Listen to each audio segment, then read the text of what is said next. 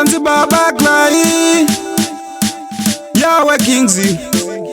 Simutarare Makings Ndokudai Mwari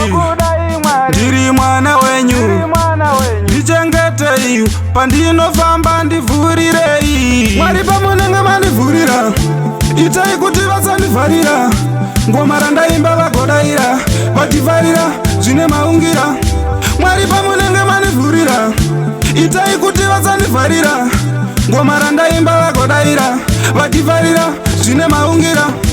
variko vasingafare zvechokwadi ndati havanyare havadi kundiona ndiri kumberi vanoda kundidzosera kumashure vanoda kuona musoro wangu ini uchitema zvinhu zvichirema ndisingambofema vanoda kundiona ndisina machena vanoda kundiona chiedza chakadzima Mwari pamunenge mandivhurira itai kuti vasandivharira ngoma randaimba vagodaira vachivharira zvine maungira Mwari pamunenge mandivhurira itai kuti vasandivharira ngoma randaimba vagodaira vachivharira zvine maungira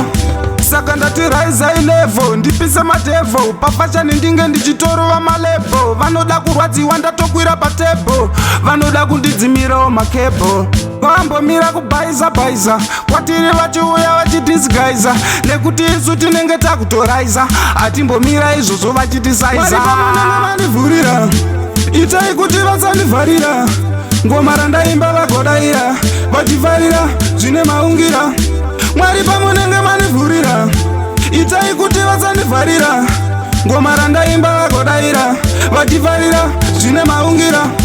variko vasingafare zvechokwadi ndati havanyare havadi kundiona ndiri kumberi vanoda kundidzosera kumashure vanoda kuona musoro wangu ini uchitema zvinhu zvichirema ndisingambofema vanoda kundiona ndisina machena vanoda kundiona chiedza chakadzima Mwari pamunenge mandivhurira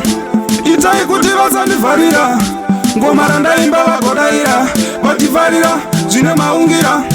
Mwari pamunenge mandivhurira itai kuti vasandivharira